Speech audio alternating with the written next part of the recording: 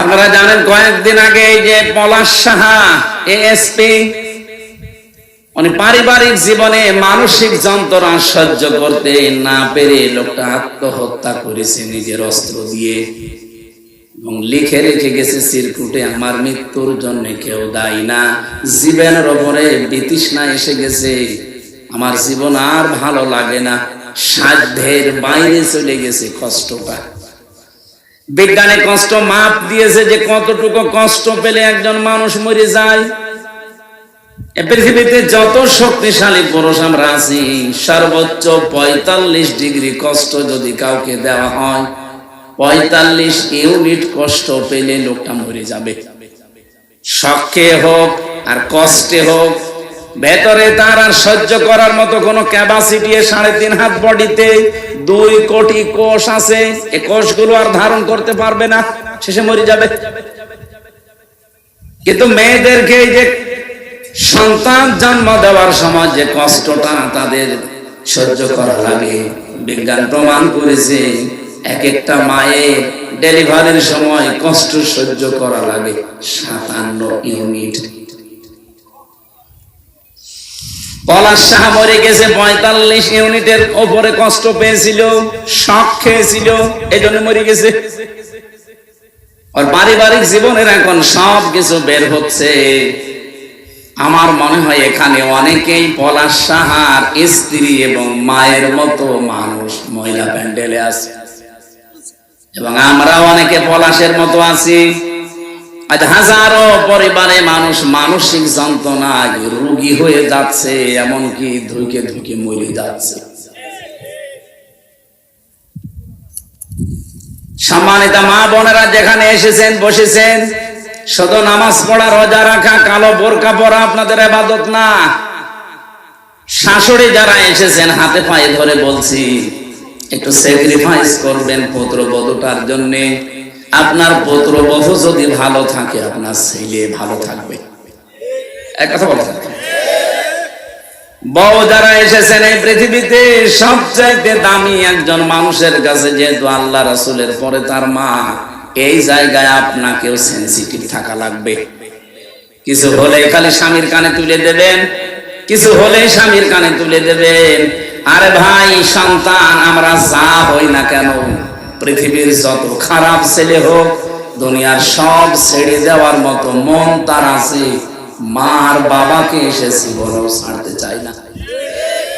কিন্তু বাধ্য হওয়া লাগে অনেক ক্ষেত্রে। এই পৃথিবীতে এমন স্বামী নেই। এই কথা বলছেন এখন? এখানে যারা বসে আছেন, মনে করেন আমি নামাজ পড়ি ৫ ওয়াক্তের জায়গায় তাহাজ্জুদ মিলে ৬ ওয়াক্ত, আমি রোজা রাখি, নফল রোজা মিলে কত রোজা, আমি পর্দায় থাকি, কালো বোরকা পরি, পর পুরুষের সাথে দেখা করি না, আমি জান্নাতে যাব না। মানে কে বলেছে আপনি জান্নাতে যাবেন? পারিবারিক জীবনে আপনি পুত্রবধূর উপর অত্যাচার করে আপনি অলরেডি জালিম হয়ে গেছেন। এরকম শাশুড়ি নেই? ছেলে যদি বৌমাকে একটু বেশি কেয়ার করে, একটু খেয়ালে রাখে, একটু ভালোবাসা বেশি দেয়, অনেক মা আছে সহ্য করতে পারে না, উল্টা পাল্টা কথা ছড়ায় যে আমার এই ছেলেটা বৌমা দখল করে নিয়েছে। ও মা, আপনার তো সেজদায় পড়ে থাকার কথা যে আপনার ছেলেটা অন্তত আপনার বৌমা নিয়ে ব্যস্ত আছে, অন্য কোনো মহিলার সাথে লাইন করে না, বলেন? আর আপনি উল্টা পাল্টা কথা ছড়ান। মেয়েদের এই ছোট মনের কারণে আমার মনে হয়, আমি যতটুকু এই ৩-৪ দিন ধরে দেখছি, এই মেয়েদের ছোট মনের কারণে পলাশ সাহা মরে গেছে। আপনি চিন্তা করতে পারেন, একজন বিসিএস ক্যাডার এএসপির মর্যাদায় আছে বাংলাদেশে, তার কোন জিনিসের অভাব আছে আপনি বলেন? শুধু চোখ বন্ধ করলে প্রতিদিন ১০-২০ লাখ টাকা সে উপায় করতে পারে, শুধু চোখ বন্ধ করে রাখলে। এরকম একটা জায়গায় সে পৌঁছিয়েছে অলরেডি। একটা জেলার এসপির পরের দায়িত্বে তার, অথচ সে লোকটা নিজের অস্ত্র মাথায় লাগিয়ে নিজে বিদায় নিয়ে চলে যাওয়ার আগে লিখে গেল, আমার মৃত্যুর জন্য কেউ দায়ী না। এখন সব বের হচ্ছে দায়ী কে। আমি আশা করব মেয়েদের যে হিংস দিয়েছি, এত কষ্ট সহ্য হয় আপনাদের, তো পারিবারিক জীবনে এই ছোট মনের কারণে হাজারো স্বামী, হাজারো সন্তান আজ আমরা মানসিক রোগী হয়ে যাচ্ছি। এখানে মানসিক রোগী নেই বলেন? একবার আসছিলাম রাঙ্গামাটি জেলা থেকে, কমিটির লোক আমারে বলছে, হুজুর রাতের বেলা যখন আসেন সকালে আপনাকে আমরা বৃদ্ধাশ্রম দেখাবো। নিয়ে গেল, যে দেখি কলেজের এক অধ্যাপক, বিসিএস ক্যাডার, ওর মায়ের পায়ের কাছে বসে ওর মা ওকে বলছে, বাবা আমি যখন মারা যাব আমার এই মাথার উপরে যে ফ্যান আছে এই ফ্যানটা পাল্টিয়ে নতুন ফ্যান লাগিয়ে দিবা। ছেলেটা বলছে, মা তুমি তো মরেই যাবে, তখন আবার ফ্যান কি হবে?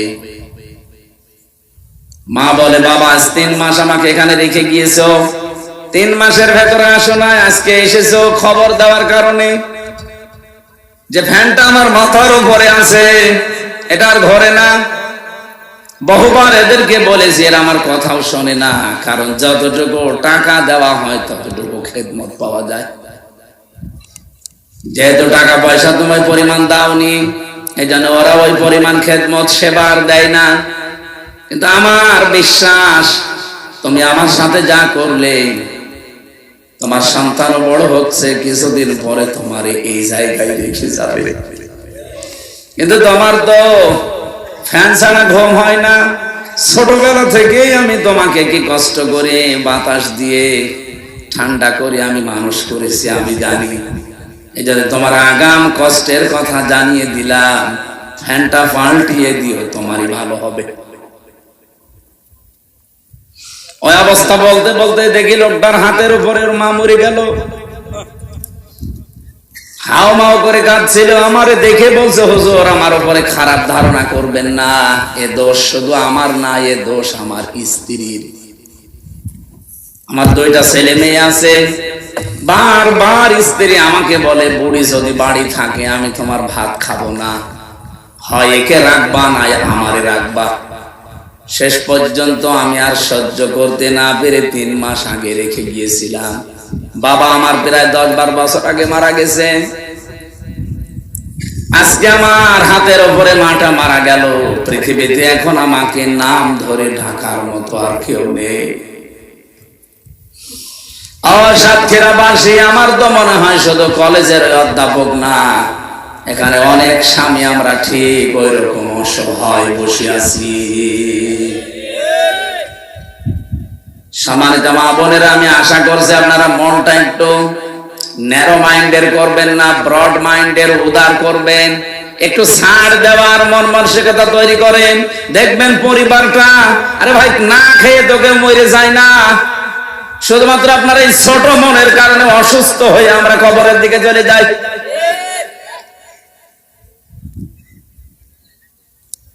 আমি কষ্টের বর্ণনা দিতে গিয়ে পর্যন্ত এসেছিলাম মেয়েদের যে কষ্টটা, যদিও দায়িত্বটা বাবার, পৃথিবীতে দুধ খাওয়ানোর দায়িত্ব মায়ের না, মা দায়িত্বটা পালন করে দিচ্ছে, এজন্য তাকে ধন্যবাদ দেবেন, শুকরিয়া জানাবেন। যেহেতু আমাদেরকে আল্লাহ ওই জিনিসপত্র দেয়নি, এই জন্য সন্তানের দুধ খাওয়ানোর দায়িত্ব মায়ের। যদি আমাদের এটা দিত, আমাদেরই পান করানো লাগতো, কারণ লিমান আরো এটা মোজাক্কার শব্দ। সাতক্ষীরাবাসী, এবার আসেন যে কথা বলতে চাই। মায়ের এই কষ্টের পরে 3 নম্বরে দুনিয়াতে কমপক্ষে দুধ খাওয়ানো লাগে 2 বছর। পেটে নেওয়া, ডেলিভারির কষ্ট, দুধ খাওয়ানো, তামাম দুনিয়ায় এত কষ্ট কোন পুরুষ মানুষ আজ পর্যন্ত করে নাই, করেছে? তার জায়গাটা আমার আল্লাহ আলাদা করে দিলেন 2 জনের। মায়ের জায়গা আলাদা, বাবার জায়গা আলাদা। মায়ের মর্যাদা 3 গুণ আমার আল্লাহ বাড়িয়ে দিয়েছেন কোরআনে কারিমে সূরা কফের 15 নম্বর আয়াতে। হামালাতুহু উম্মুহু কুরহা ওয়া ওয়াদাআতুহু কুরহা ওয়া হামলুহু ওয়া ফিসালুহু 30 শাহরা। এখানে 3টা কষ্টের কথা আছে। তোমার মা তোমাকে কষ্টের মনে কষ্ট সহ্য করে পেটে বহন করেছে, ডেলিভারির কষ্ট সহ্য করেছে, এমনকি 30 মাস কি 24 মাস পর্যন্ত তোমাকে পেটে নেওয়া আর দুধ খাওয়ানো, এগুলো মিলে 30 মাস তোমার পেছনে শ্রম দিয়েছে। সালা সোনা সার 30 মাস। আমি যে কথা এখান থেকে আপনাদেরকে শিক্ষা দিতে চাই, এটা যেহেতু রেকর্ড হচ্ছে সারা বাংলাদেশে কালকে যাবে। জায়গা যেহেতু আলাদা, ক্ষেত্রটা আল্লাহ আলাদা করে দিয়েছেন, এই জন্য দায়িত্ব আমাদের আলাদা আলাদা। আমেরিকা কোরআন বিশ্বাস করে না, নবীজিকে বিশ্বাস করে না, ওরা প্রকাশ্য শত্রু মনে করে। কিন্তু দেখেছেন কোরআনের আয়াত থেকে এই শিক্ষাটা আজ 236 বছর ওরা মেনে চলছে। এই জন্য ওরা দাঁড়িয়ে গেছে, অন্তত অর্থনৈতিক ভাবে ওরা দাঁড়িয়ে আছে, সামরিক ভাবে দাঁড়িয়ে আছে, বিশ্বের